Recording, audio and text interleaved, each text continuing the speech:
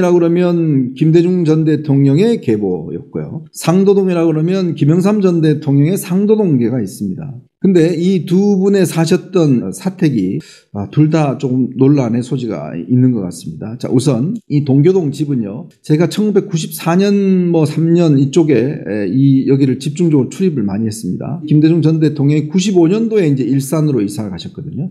근데 이 집을 꼭 출입을 많이 했는데, 제가 이제 아침 저녁으로 이 집에 가서 김대중 전 대통령 뵙고 취재도 하기도 하고 이렇게 했는데, 제가 사실은 이 집을 출입하면서 제일 관심이 있었던 게 뭐냐면, 예전에 그런 이야기가 있었어요. 여당 측에서 당시에 여기 가면 완전 아방궁이다. 집에 가면 엘리베이터도 있고 또 지하에 가면 아주 으리으리하다. 이런 이야기를 많이 들었어요. 정말 그런지 제가 그걸 확인하고 싶었습니다. 그래서 제가 이 집을 출입했는데요. 들어가 보니까 무슨 아방궁입니까? 엘리베이터도 없고요. 그냥 낮은 1층 한 방이 3개 정도 된 그런 규모의 집이었습니다. 그리고 아주 소박했고요. 그리고 지하에 이렇게 나무 계단 내려가면 서재가 있습니다. 그게 소위 이야기하는 지하 벙커라는 김대중 전 대통령의 서가입니다. 저도 여기에 들어가 봤는데요. 정말 책만 엄청나게 빼곡하게 있습니다. 그래서 제가 궁금증에 의해서 이 책을 다 읽었을까라는 의문을 가졌어요. 그래서 살짝 몇 권을 빼봤습니다. 왜냐하면 책을 보면 아무런 흔적이 없는 책이 있고 봤으면 거기에 밑줄이나 이렇게 표시가 되어 있지 않겠습니까?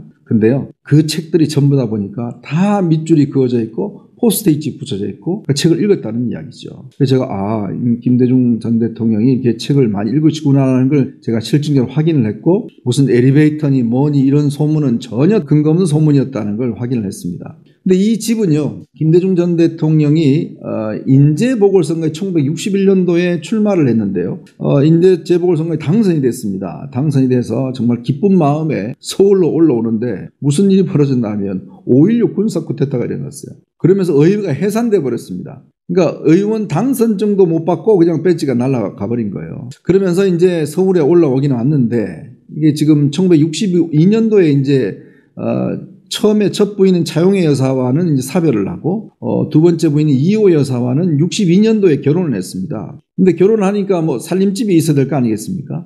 그래서 새방사를 하는데 손님들도 많아지고 살림하기도 어려우니까 이 동교동 쪽에 국민주택이라고 있었어요. 국민주택이라고 하는 거는 그때 한 건평이 대지가 한 70평 정도 되고 방 3개짜리 있는 집입니다. 여기엔 전세를 얻어 살다가 63년도에 이제 목포에서 국회의원이 당선되면서 이 대출을 받아서 아예 이 집을 샀습니다. 바로 그게 현재 지금 동교동이에요. 이 동교동 집은요, 처음에는 여기 신촌 여기는 도로 포장이 안 돼 있었습니다. 그러니까 비가 오면 장화 신고 다니고 할 정도였어요. 그래도 이제 김포공항이 생기면서 도로가 이제 뚫렸고, 그러면서 그나마 좀 살기가 좋아졌죠. 그 이후로부터 이 집에서 정말 많은 정치적인 일들이 있었죠. 3차례 걸친 이 대통령 선거 출마가 있었습니다. 이 집에서요. 그리고 또 가택연금만 55번을 이 집에서 당했습니다. 그리고 또 이 집에서 또 이 사실상 망명까지 했습니다. 그러다가 이제 망명에 돌아와서 이 집에 쭉 기거를 하면서, 아마 당시에 기억하실 겁니다. 동교동계라고 하는 그 참모들이 집이 가택연금이 돼 있으니까요. 80년대 귀국해서 가택연금이 돼 있으니까 그때 이제 아무도 못 들어가니까요. 경찰들만 막 빼곡히 우러사고, 그 주변 집들은요, 몇 채를 경찰이 아예 샀습니다. 사서 그냥 감시하는 집으로 그렇게 살고 있었어요. 도청도 하고 이제 어려웠죠. 이제 그러다가 이제 87년 선거 때 이제 출마를 하게 된 거 아니겠습니까? 참 이 집 자체가 유서가 깊습니다. 옛날에 일화로요, 그런 일이 있었어요. 김대중 대통령이 꽃을 좋아합니다. 그러니까 정원각기를 좋아하는데, 이제 이 밖에서 경찰들이 망원렌즈 가지고 계속 감시를 하고 있었거든요. 근데 매일 정원에 나와서 이제 물 주고 꽃 가꾸고 이렇게 옮겨 심고 이런 걸 하는 거예요. 그러니까 매일 진행되다 보니까 그런갑다 하고 생각을 했어요. 근데 비서들도 몰랐어요, 뭐 하시는지. 근데 나중에 알고 봤더니요, 이 꽃을 옮겨 심는 게 아니라 본인이 어떤 메모를 한다든지 중요한 기록이 있지 않습니까? 그거를 원래 이제 비닐 주머니에다 넣어가서 그 화분 밑에다가 이렇게 숨겨놓는 겁니다. 그리고 또 이게 들킬까 싶어서 다시 그 다음날 나와서 또 딴 데로 옮기고 이런 작업을 매일매일 한 거예요. 그런 것들이 실제로 이제 워낙 매일 하니까 경찰들도 그런갑다 하고 봤죠. 이제 그런 상태였습니다. 그러다가 90년도 이제 마지막 그 대선 출마를 하면서 주변에 있는 분들이 이 집이 너무 터가 안 좋은 것 같다. 왜냐하면 대선도 3번 떨어져, 가택연금 돼, 또 무슨 거기다가 또 납치까지 돼. 너무 이 집이 터가 안 좋다, 어렵다. 그러니 이사를 좀 가셔야 되겠다. 이 집을 그래야 대통령이 될 수 있다. 그래서 이제 그때 저 일산 쪽이 참 그 터가 괜찮은 집이 있다. 그 주변 분들이 그런 조언을 해서 DJ도 생각해 보니까 이 집에서 너무 힘들었던 거예요. 본인이 정치를 시작했던 집이니까요. 너무 힘들어서 그래 이사를 한번 가보자 라고 해서 1995년도에 그때 일산에 있는 집을 마련해서 이사를 갑니다. 그리고 이 집은 이 장남인 김홍일 씨한테 이제 물려주게 돼요. 근데 이사를 갔는데 아니 거기서 대통령이 당선됐습니다. 그러니까 얼마나 이게 본인 입장에서는 잘 이사했다라고 생각을 했겠습니까? 그러다가 이제 청와대 들어가서 쭉 살다가 나오면서 그 집을 개축을 했습니다. 2층짜리 집으로 개축하고 또 이제 경호원들 집이 있어야 되니까요. 경호동도 만들고 거기 그때는 이제 엘리베이터를 만들었어요. 왜냐하면 다리가 불편해서 올라 못 가시니까. 그래서 엘리베이터도 만들고 그리고 옆에 있는 땅을 사서 이제 건물을 세워서 김대중 기념관으로 만들었습니다. 이제 그게 지금 현재의 지금 모습이에요. 그래서 이호 여사가 이제 돌아가시기 전에 아마 DJ가 돌아가시고 지분을 이호 여사가 이제 받았으니까요. 근데 이호 여사는 친아들이 막내 삼남 김홍걸 씨입니다. 위에 두 명의 김홍일, 김홍업 씨는 차용애 여사의 아들이었어요. 근데 이 막내 김홍걸 씨가 사실은 이 DJ가 외국에 망명가 있을 때 고대를 다니다가 따라갔습니다. 따라가서 세 명이서 같이 이제 살았는데, 근데 이제 김홍걸 씨가 이제 형들하고 사이가 썩 좋진 않아요. 근데 이제 이호 여사가 돌아가시면서 유언을 남긴 게 있습니다. 이 집을 국가적인 어떤 기념물로 하고 팔되 형들하고 지분을 좀 나눠 가지라. 그리고 기념사업에 노벨 평화상에서 받은 상금 8억 원이 있었어요. 그거를 기념사업에 좀 써라. 이렇게 유언을 했어요. 근데 문제는 그 유언장을 공증을 안 받았습니다.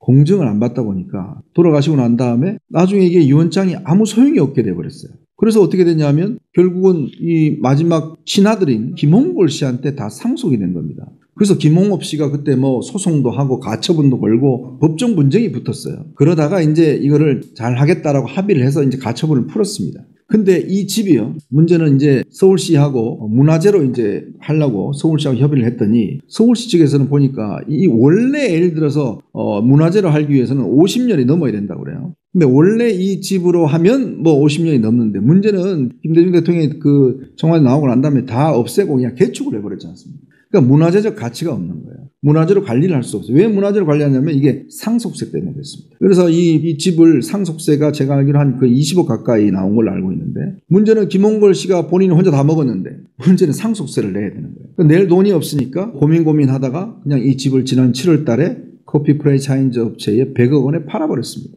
그러니까 아무도 모르는 거죠. 동교동계도 모르고 형 홍업 씨도 모르고 난리가 났죠. 아니 아버지 엄마가 물려준 진짜 민주화의 성지 같은 곳인데 이거를 지금 팔아버리냐. 더군다나 김홍걸 씨는요.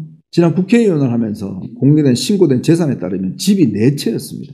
그중에서 한 건은 분양권을 팔았어요. 그래도 부인 이름으로 뭐 상가도 있고 뭐 재산이 꽤 많았습니다. 거의 한 40~50억대가 됐는데 문제는 재산을 10억 원을 누락을 신고를 했어요. 그래서 그때 민주당의 비례대표로 됐다가 그냥 제명을 당했습니다. 당을 떠나버렸죠. 제명을 당해버렸어요. 재산 누락 때문에. 그때도 굉장히 논란이 됐습니다. 아무리 그렇지만 집이 뭐 4채나 되고 또 무슨 코인에 2억 5천만 원씩 투자하고 뭐 이런 걸 한 사람이 이 재산 누락 신고까지 했으니까. 문제는요. 이 상속세 같은 경우도 그렇습니다. 본인이 집 하나 팔아서 내면 되는 문제예요. 돈이 없는 사람이 아닙니다. 사실은 상도동 같은 경우는 현철 씨가 재산이 없어서 그거를 어떻게 하든지 주변 상도동계가 돈을 모아서 뭔가 재단을 만들어서 그냥 하는 걸로 그렇게 운영을 했는데 문제는 형들 다 물리치고 본인이 재산 다 가졌으면 그럼 본인이 상속세를 내야 되는데 문제는 본인 재산은 하나도 안 팔고 상속세 계속 오니까 문제는 또 이 노벨 평화상 자금을 이미 상속세를 써버렸다는 거예요. 그러니까 참 기가 막힌 일이죠. 자, 이래 돼버리니 이 동교동 집에 어떤 이 흔적이 없어져 버리는 그런 상황입니다, 지금.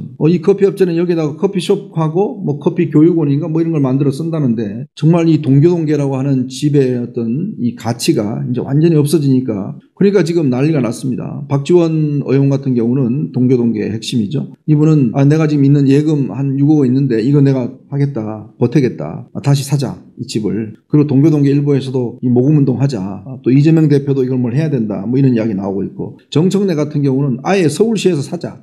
뭐 이런 주장을 하고 있습니다. 아니 근데 실제 팔아서 이득 본 사람은 김홍걸인데 그걸 국민 세금으로 다시 사준다고 해요? 말이 안 되는 이야기죠. 그럼 본인이 해결해야 되는데 그럼 본인이 돈이 없다면 또 모르겠습니다. 돈이 없다면 뭐 십실반 모아서 뭘 하면 모르겠지만 지금 본인은요 집이 지금 판 것 포함해서 4채나 돼요. 그것도 다 강남과 마포 알짜배기 아파트가 4채나 됩니다. 그리고 상가도 있고요. 그런 사람이 그 상속세 낼 게 없다고 지금 아버지의 유산을 팔아버린다? 이건 정말 제가 볼 때는 엄청난 불효를 하는 겁니다. 결국은 이 민주화의 상징적인 장소가 이제는 그냥 커피 카페로 변신할 그런 상황에 놓여 있습니다.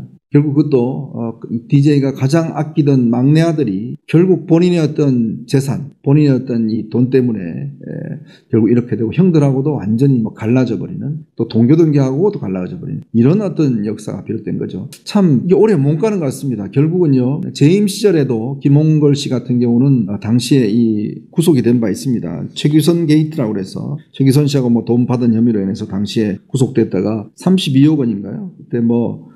그때 돈을 받았다가 집행유예에 풀려났던 그런 경력도 있죠. 근데 그런 사람을 문재인 당시 대통령이 대통령이 되겠다고 그냥 호남 민심 좀 먹겠다고 비례대표 시켜줘서 된 거 아니겠습니까? 제가 볼 때는 이게 국회의원 할 수 있는 자질과 여러 가지 상황이 안 되는데도 불구하고 무리하게 국회의원을 했는데 결국 또 이렇게 아버지의 얼굴에 또 먹칠을 하는, 부모님의 얼굴에 먹칠을 하는 이런 일이 됐습니다. 참 안타깝습니다. 우리가 민주화의 어떤 상징적인 장소가 카페가 된다고 그러니까 참 이것 하나도 보존 못하는가라는 아쉬움이 큽니다.